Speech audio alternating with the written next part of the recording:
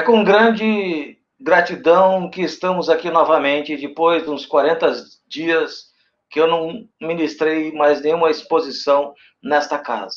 Agradecemos a oportunidade de ter tido este convite por mais essa exposição doutrinária. Assim, nos obrigamos a estudar mais, a refletir mais e a compreender que a escolha de um tema doutrinário proposto ou a ser definido sempre tem propósito direto. Recomendado ou escolhido intuitivamente, sempre terá aplicabilidade aos mais interessados, irmãos encarnados e irmãos desencarnados, para refletirmos mais intimamente sobre o que estamos fazendo e o que não estamos fazendo.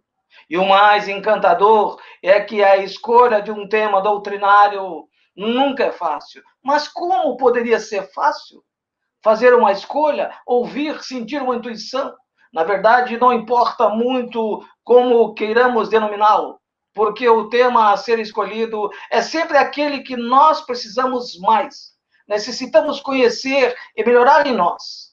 E quando eu digo nós, estou me incluindo, porque quase sempre ou sempre o tema a ser estudado pelo expositor é, primeiramente, uma necessidade para o próprio expositor. Assim, mergulhado nos estudos do Evangelho segundo o Espiritismo, deparamos mais uma vez com o capítulo 5º, Bem-aventurados os aflitos, como já havíamos feito tantas outras vezes, mas dessa vez percebi algo a mais. Percebi que fomos persuadidos para não somente ler outra vez, e sim nos apropriarmos mais do que lá estava escrito nas entrelinhas. No capítulo 5º, principalmente no item 2, causas atuais das aflições, e também um pouco do item 3, causas anteriores das nossas aflições. E depois dessa pequena reflexão, então recordei que nós fomos criados simples e ignorantes pelo Senhor de todas as coisas, Criador de mim, de tudo que eu vejo e de tudo o que eu não vejo também, para que nós pudéssemos traçar ao longo dos tempos uma trajetória evolutiva, como viemos fazendo ao longo do nosso trajeto. Mas, como seres simples e ignorantes, que já fomos nos primórdios, possuímos primeiramente o princípio inteligente, o qual passou por uma evolução. E através dessa evolução, nós aprendemos que Deus é a inteligência suprema, a causa primária de todas as coisas, que Deus é o supremo arquiteto do universo, que através dele tudo se originou e se origina. E mais ainda, de Deus partem dois princípios básicos e que nós temos que aprender a conhecer. O primeiro deles é o princípio inteligente, ou elemento inicial da inteligência. Mas o que seria esse princípio da inteligência? O PI, esse princípio, é uma energia dinâmica, difusa, grandiosa, que impregna tudo o que tem no universo e que um dia vai se individualizar e irá se transformar em um ser inteligente. Esse é o primeiro princípio que Deus criou e ainda cria. O segundo princípio que Deus cria e criou é o princípio material, o elemento universal, o fluido universal. Esse fluido é aquele que vai transformar em matéria, ou vai se transformar em matéria. Aquele que o PI, o princípio inteligente, vai precisar usar para poder se transformar em algo. Nós percorremos um longo trajeto evolutivo para entender um pouco disso, para chegarmos ao estágio de espíritos, ou como uns gostam de dizer, seres inteligentes do universo. Mas antes de toda essa transformação, para chegarmos ao estágio de espíritos inteligentes, nossos primeiros passos reencarnatórios iniciaram lá no reino animal, desenvolvendo as primeiras aptidões. E nesse processo inicial, nós ainda não estávamos sujeitos à lei de causa e efeito, à lei de ação e reação, pois ainda a atribuição dos nossos pensamentos, de nossa inteligência, não funcionavam 100%. nós ainda agimos mais pelo instinto do que pelo raciocínio.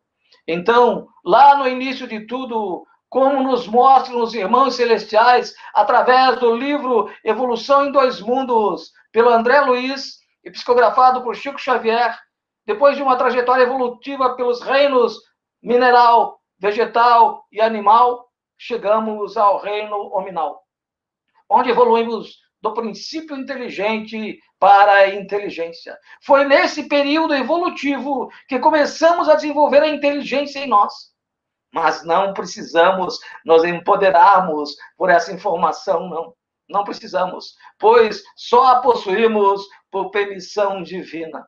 Antes desse processo evolutivo nos atingir, nós éramos simples e ignorantes, como os animais, motivados, dirigidos somente pelos instintos para a nossa sobrevivência, para a nossa reprodução ou para a própria manutenção da vida.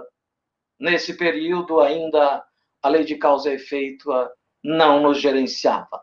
Mas quando chegamos no reino hominal, começamos a desenvolver nossa capacidade de inteligência e começamos a ter a capacidade de gerenciar os nossos passos.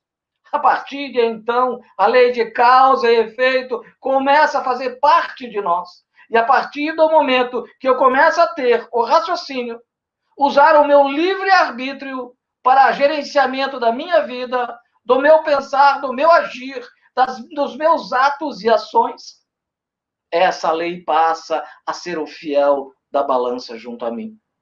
E é a partir desse ponto que começamos a acumular a bagagem de como seriam e serão as nossas sucessivas reencarnações. É aqui, a partir desse início do nosso processo evolutivo, que podemos fazer uma interligação com o Evangelho segundo o Espiritismo, no seu capítulo 5º, Bem-aventurados os aflitos, no item 2, causa atuais das nossas aflições. Agregando a esse conhecimento a lei de causa e efeito.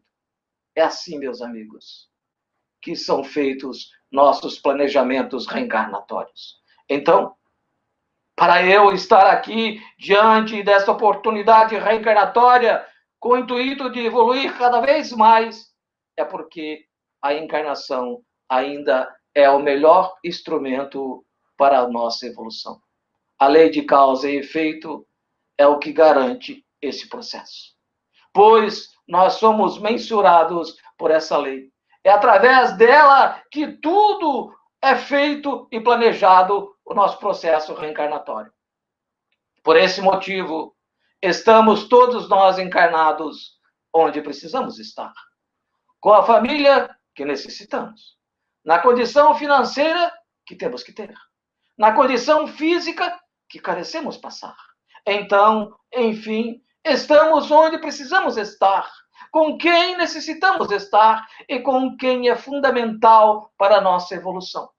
Jesus falava bastante sobre essa lei, porque ele dizia: a cada um segundo as suas obras. Ou seja, nós temos que assumir aquilo que nós fazemos, aquilo que nós pensamos. E mesmo assim, sendo detentores desse conhecimento da vida após a morte, o desencarne, das vidas passadas, da vida atual e da vida futura, mesmo assim, a predominância sentimental maior da criatura humana ainda é o sentimento do queixume, da reclamação, da vitimização pessoal, inspirando-se para o mal, simplesmente por conhecerem e não darem a devida importância, enquanto outros tantos ainda desconhecem a lei de causa e efeito e, por falta desse entendimento, não compreendem suas aflições. Mas nós, que temos esse conhecimento, não temos o direito de reclamar. E assim mesmo, muitas das vezes, achamos que Deus e Jesus não gostam mais de nós. Parece que o universo está conspirando contra mim. Tudo vem dando errado. Será mesmo? Será mesmo que tudo vem dando errado? Ou será que nós estamos fazendo alguma coisa errada? Mas alguém pode estar me questionando nesse momento e deve estar pensando para si, mais ou menos assim. Mas, Eduardo, quando nós chegarmos num planeta de regeneração, o que vai predominar em nossos corações será só o entendimento do amor e do bem. Eu sou obrigado a concordar com esse pensamento da maioria, mas também posso discordar. Se chegarmos lá, ou quando chegarmos, porque se fazem mais de 2000 anos que Jesus passou entre nós e nos deixou todos os ensinamentos necessários, e ainda estamos rastejando. Quando que vamos chegar nesse planeta regenerado? Mas agora eu faço, voltando ao raciocínio, como faz bem ouvir essa frase, né? Como nos enche de esperanças e de alegrias. Porque quando nós chegarmos num planeta de regeneração, o que vai predominar em nossos corações será o sentimento do amor, do bem. Mas eu vos pergunto agora, por que vamos esperar chegarmos no mundo regenerado? Se podemos ir nos regenerando aqui agora, com o processo de regeneração que passa o planeta, por que deixar para depois? Nós precisamos parar e pensar mais sobre nós mesmos. Não se deixa para amanhã o que se pode fazer hoje. Meus amigos, vejamos. Alguém que está aqui presente hoje ou nessa sala virtual nos ouvindo, principalmente dos encarnados, gostaria de saber, sem se expressarem, mas se expressando mentalmente para si, alguém sofre? Se sente aflito? Injustiçado? Traído? É interessante nós tocarmos nesse assunto. Provocar em nós esse sentimento de dor, de aflição, para quando refletirmos sobre nós, percebemos que existem irmãos sofrendo bem mais do que nós. E se eu sofro hoje, é por causa do que eu fiz ontem. Porque lá no Evangelho segundo o Espiritismo, lá no seu capítulo 5, nos diz assim: a contrariedade da vida são de duas espécies, ou pode-se dizer, de duas origens bem diferentes, as quais muito importante distinguir. Umas têm sua causa na vida presente, outras não nesta vida.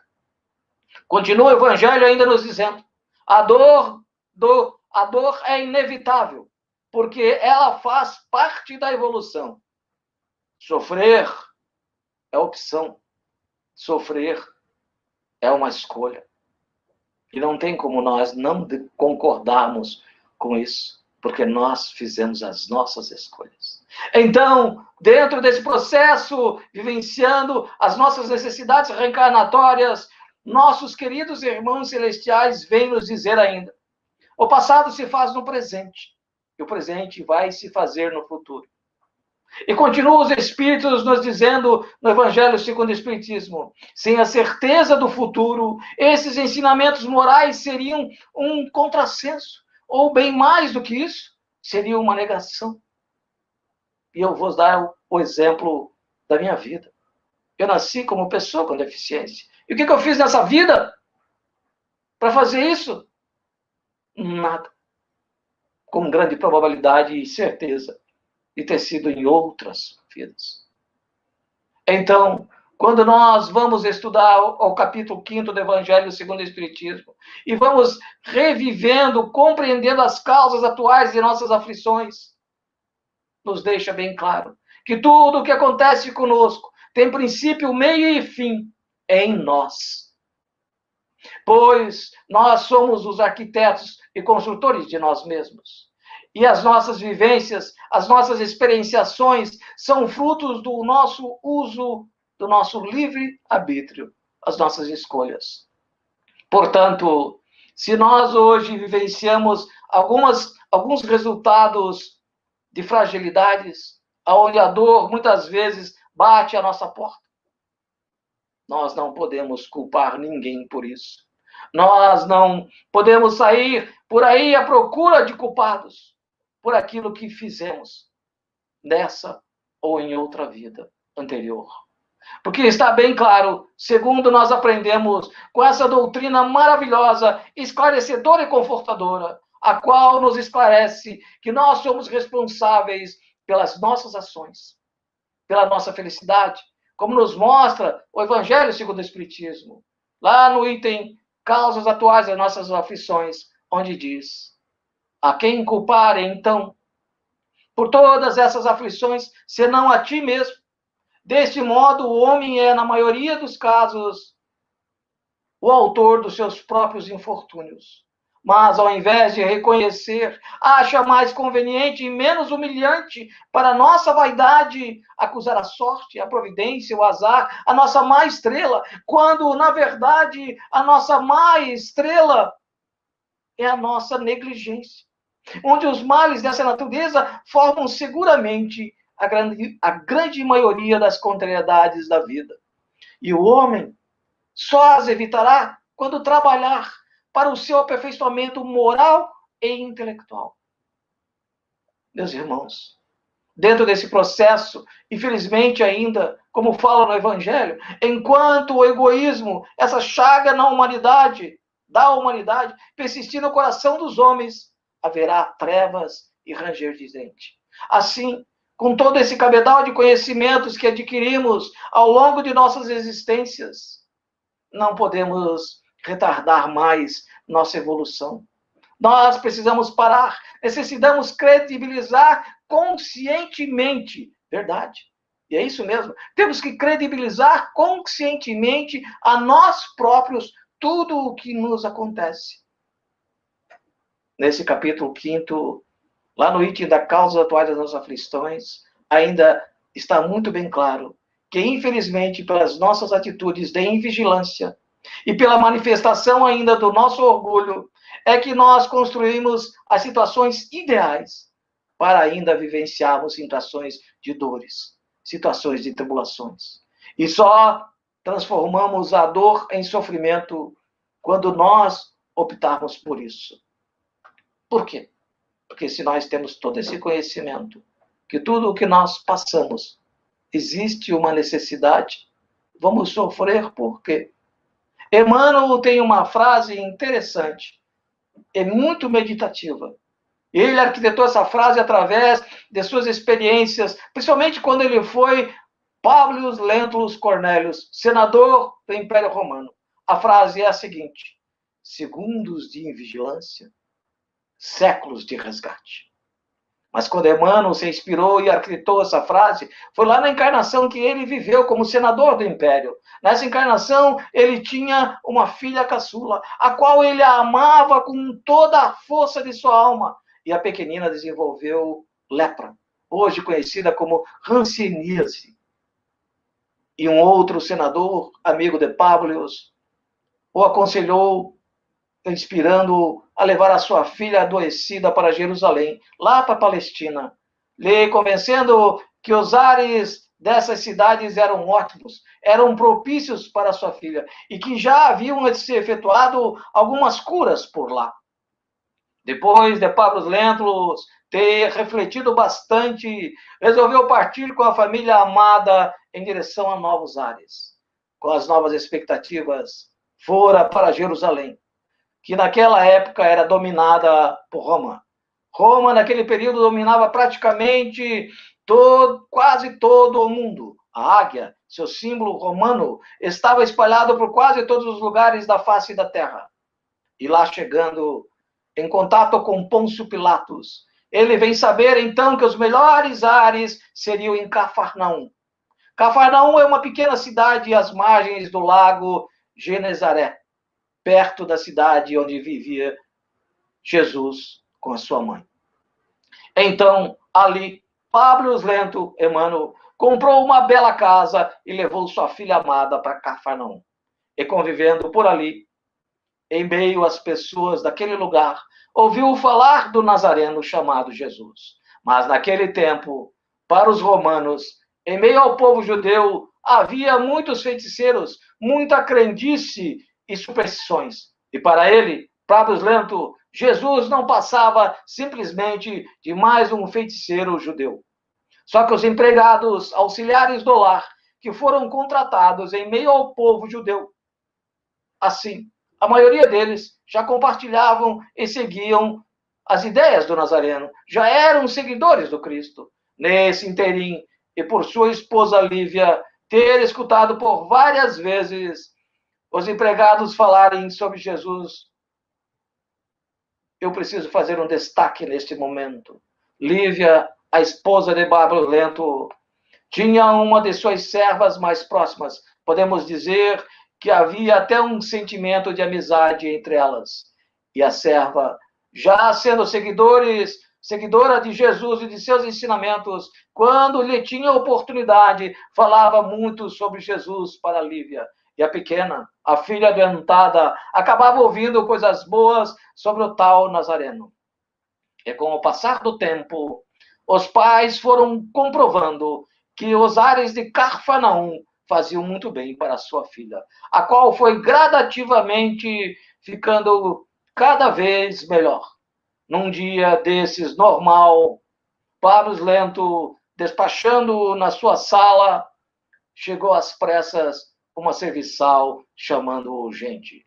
Sua pequena filhinha havia acordado com dores horríveis no seu corpo. Quando ele chegou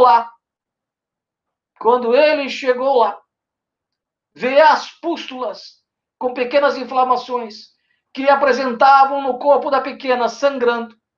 E todo aquele amor e carinho que ele tinha por sua filhinha amada, ele já sentia, ele já previa que ela estava exposta à morte.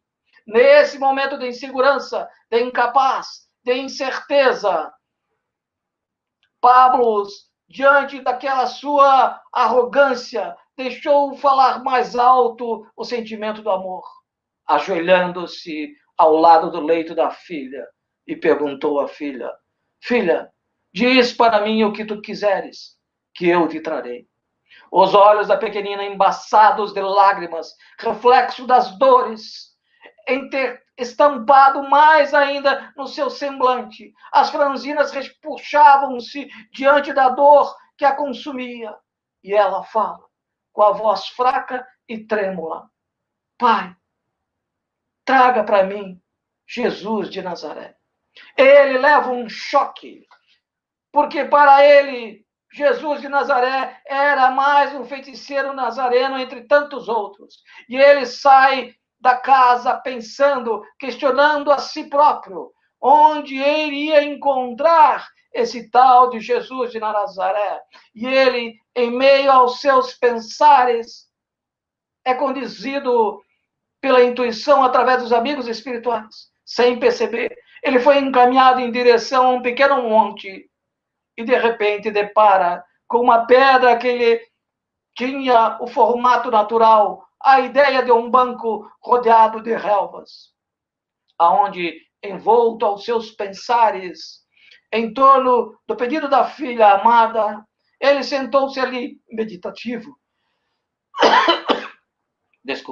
pensativo, como faria para encontrar Jesus de Nazaré.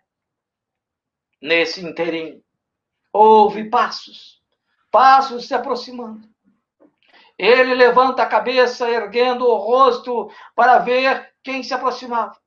Vê um homem de ombros relativamente largos, vestindo uma túnica branca e um manto azul jogado sobre os ombros. Cabelos da Nazarena, de barbas, uma face suave, tranquila, que caminhava em direção a ele. Sem perceber, Pablo Lento havia sido levado pelos espíritos amigos para aquele pequeno monte, onde todo o fim de tarde Jesus ia meditar, Jesus ia conversar com Deus. Conforme Jesus ia se aproximando-se, Pablo Lento, sem entender o que estava acontecendo, sem compreender o que ele estava sentindo, ele cai de joelhos e começa a chorar. Chorar copiosamente. Jesus aproxima-se dele com a voz suave e meiga, mas firme, e diz: Eu te conheço de ontem. Pablo Lento, senador de Roma. Esse é o teu instante de renovação e de regeneração. Vá para a tua casa, porque tua filha está curada. Não por ti, mas por ela. Ele ainda chorando copiosamente, levanta-se aos prantos e lentamente vai se afastando de Jesus. Mas conforme ele vai se afastando das influências vibratórias de Jesus, o seu orgulho, suas más tendências também vão retornando aos seus pensares. E Pablo Lento começou a questionar a si próprio. Como eu pude ajoelhar-me e chorar à frente desse feiticeiro nazareno? Pablo Lento estava trazendo à tona quantas possíveis vidas já vividas, materializando tendências que trazia na sua bagagem de outras vidas, permitindo materializar em si, plasmando a vaidade e a arrogância. Mesmo estando de frente a Jesus, ouvindo, sentindo a influência e a energia de Jesus, manifestou-se ao contrário ao sentimento do bem. A prepotência, a arrogância ainda falaram mais alto. E quando ele chegou em casa e viu que sua filha estava curada, mesmo assim, as más tendências ainda falaram mais alto. Pablo Lento sentia-se ainda envolto às misérias das suas fraquezas. Ainda só tinha espaço no seu ser para contemplar monumentos da vaidade humana, como as expressões políticas, que variavam entre as características da liberdade e de força. Detentor da autoridade e do poder, senhor da fortuna e da inteligência, grandezas terrenas e transitórias que perduravam apenas por um dia fugaz. Mas mesmo assim, Pablo Lento ainda se sentia atraído pelos tronos e púrpuras, pelos mantos preciosos das honrarias terrestres, pelas togas da falha justiça humana, pelo parlamento e decretos supostos irrevogáveis. Tudo parecia-lhe preencher o vazio existencial. É uma pena que nós não temos tempo hoje para continuar essa história de Pablo. Mas eu faço um convite agora para todos vocês para lerem o livro intitulado Há 2000 anos, por Chico Xavier e Emmanuel. Para quem não leu, fica a sugestão da leitura para vocês entenderem o final da história de Pablo Lento. E, em seguida, sugiro a leitura do livro 50 anos depois, dando continuidade à história, também de Emmanuel, por Chico Xavier. Retornando ao nosso raciocínio e continuando a nossa exposição, então, Pablo Lento, já como Emmanuel, plasmou essa frase: segundos de vigilância, séculos de resgate. Meus caros amigos, vocês já perceberam que foi só Pablo Lento ir se afastando da presença de Jesus, saindo do perímetro vibratório de Jesus, que ele permitiu que suas más tendências, que trazia consigo de outros tempos, de outras vidas, viessem à tona, perdurassem por muito tempo ainda na sua vida. E foi na sua invigilância que ele construiu a sua vida. Gente, nós não podemos fugir das nossas preces, das nossas energias positivas. E aproveitando esse momento narrado da vigilância de Pablo, podemos usar essa encarnação como exemplo para nós. Temos que parar. Somos obrigados a parar para pensarmos, meditarmos um pouco mais em nós, sobre essa oportunidade reencarnatória, sobre nossas vidas, para também enxergarmos o quanto ainda vacilamos diariamente na nossa invigilância. Como estamos usando o nosso livre-arbítrio e, através desse uso, o que estamos fazendo para manter nossa vigilância? O que estamos fazendo para melhorar as nossas vidas? O que não estamos fazendo? Que é o pior. Mais tarde, Pablo Lento materializou outro pensamento seu através dessa frase: dor sublime e companheira, que me reconduz ao caminho reto quando dele me afasto. Está aí a explicação. É quando nós vacilamos com a nossa vigilância, usando o nosso livre-arbítrio de forma equivocada. É aqui, nessa equivocação, que nós nos candidatamos às dores do corpo físico, às dores, às tristezas, às angústias, às melancolias. Tudo isso provém da nossa invigilância, da nossa insatisfação terrena, achando que poderíamos sempre ter mais do que temos. Então, nós precisamos nos ver no reflexo do espelho vital, para podermos nos ver de dentro para fora.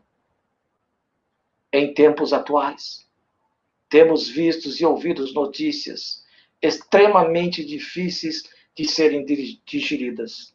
Nesses dias de transição, temos visto os quadros bem dolorosos no cenário terrestre, complexos, complicados, para uma humanidade que se diz racional. No entanto, só ler, assistir a notícia e não absorver nada também não resolve nada. Temos que pensar, refletir sobre.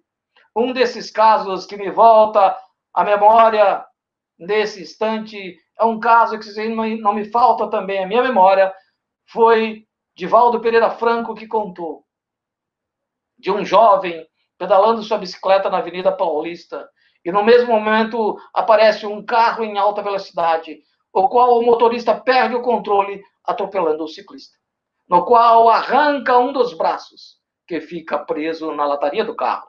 Mais adiante um pouco, o motorista parou, saiu do carro, retirou o braço do atropelado, jogando-o no chão, ali mesmo, e vai embora, sem prestar qualquer tipo de socorro à vítima. Diante desse acontecimento, nós podemos fazer uma reflexão. Como esses dois começaram o dia? Será que eles começaram o dia buscando o Evangelho de Jesus? E após buscar o Evangelho, abriram seus corações em prece, agradecendo e pedindo proteção para o seu dia? Ou simplesmente permitiram que o próprio dia gerenciasse o seu dia? Onde foi que existiu a vigilância?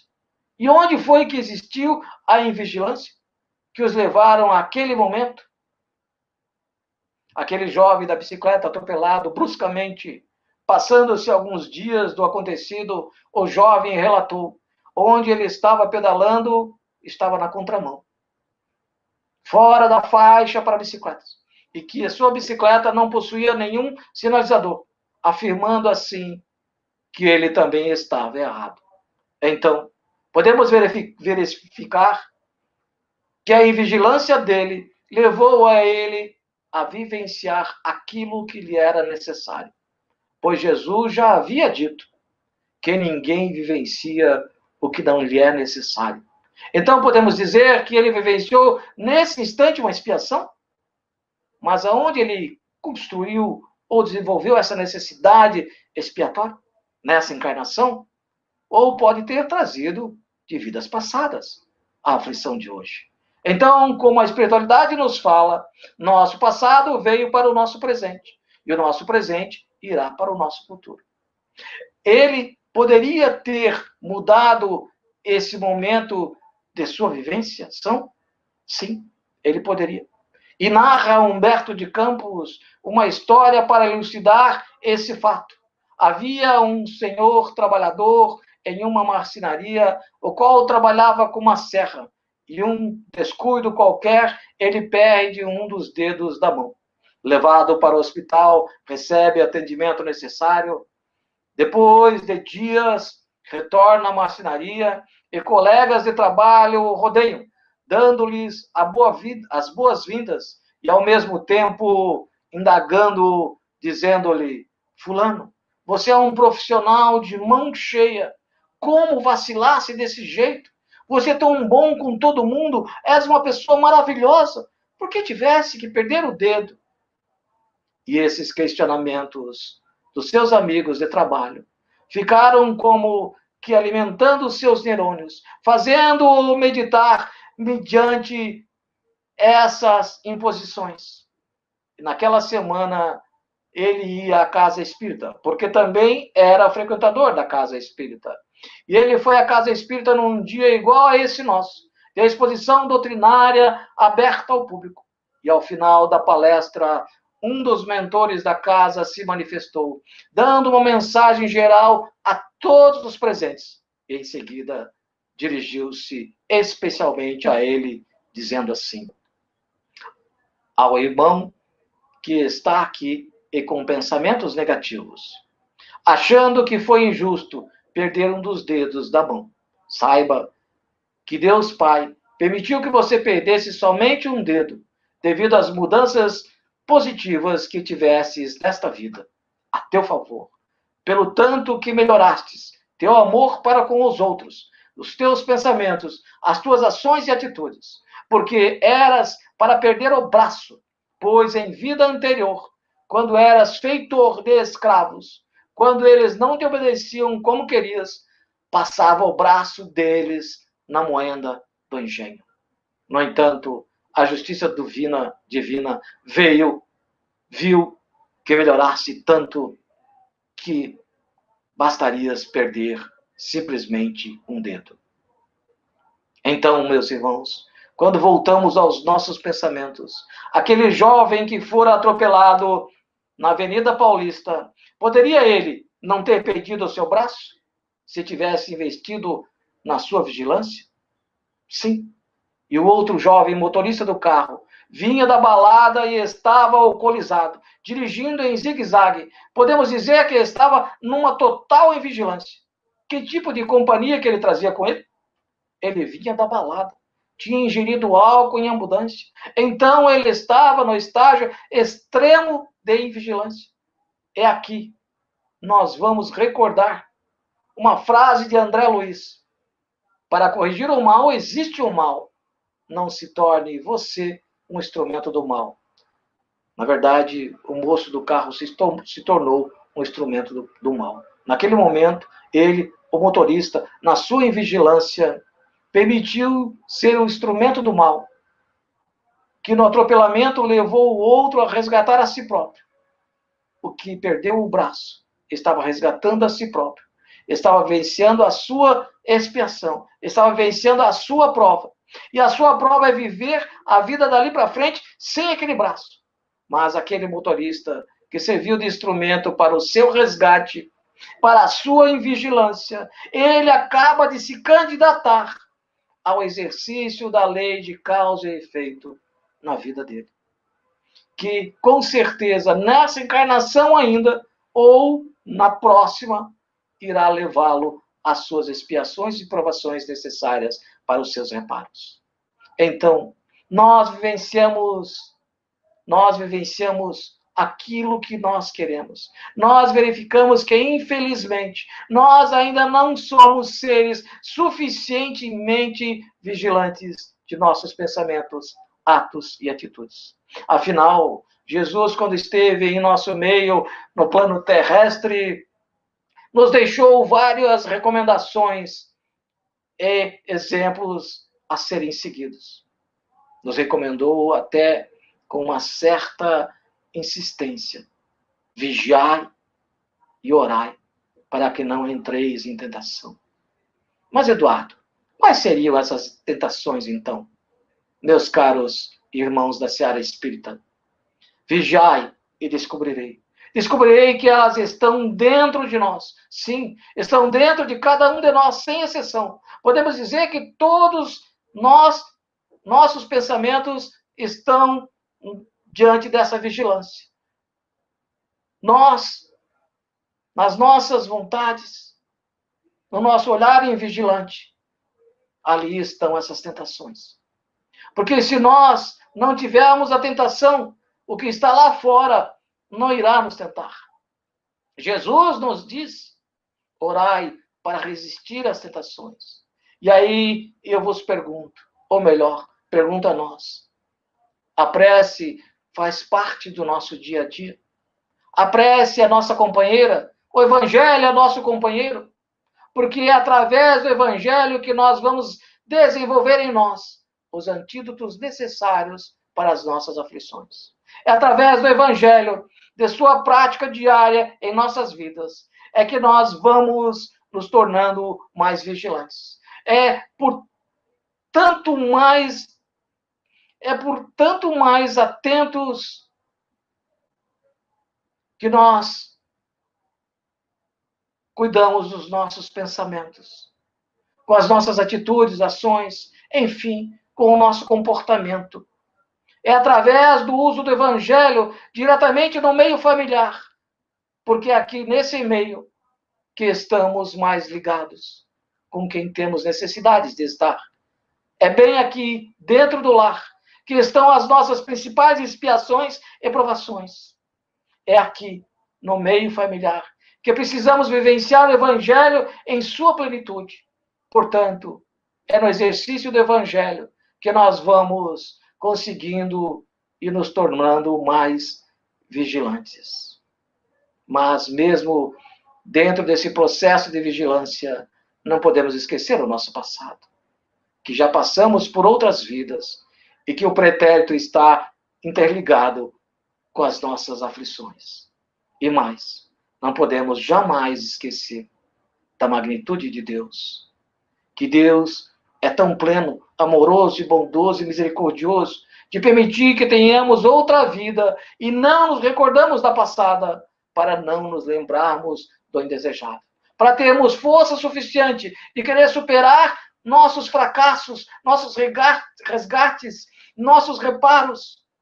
Mas mesmo assim, eu não posso deixar de agradecer a oportunidade de estar aqui novamente, tentando redimir-me perante minhas próprias falhas no pretérito, tentando ser mais justo do que fui, tentando ser mais homem do bem do que fui, tentando ser mais amoroso, gentil do que fui, tentando ser mais amigo do que fui, tentando ser mais honesto, fiel do que fui, tentando ser mais indulgente, benevolente, resignado do que fui, tentando acreditar no Pai do que não acreditei, tentando ter fé esclarecida, raciocinada do que não tive. Se com tudo isso que eu não fui, não tive, não acreditei, mas mesmo assim tenho a oportunidade de estar aqui tentando me redimir de tudo isso, simplesmente nascendo como pessoa com deficiência. Eu agradeço. Obrigado, meu Pai. Obrigado, meu Deus. Obrigado, Jesus. Obrigado a toda a espiritualidade que participaram desse processo. De um jeito ou do outro, participaram e participam para me concederem essa grande oportunidade. Aos meus pais terráqueos, aos meus irmãos dessa vida, aos meus amigos, às pessoas de um jeito e do outro que participaram e participam da minha oportunidade reencarnatória. Obrigado a esta família imensa de amigos que me abriu os braços, a mim e a minha família. A essa família amorosa, a família espírita. Obrigado a todos. Obrigado à minha esposa Sandra, aos meus filhos. Obrigado, Jesus. Simplesmente obrigado. Pois Jesus já havia dito que ninguém vivencia o que não lhe é necessário. Aprendamos a ser um pouco mais humilde e agradecemos as grandes oportunidades que temos. Muito obrigado por esta oportunidade de estar com vocês mais uma vez. Um beijo no coração de todos.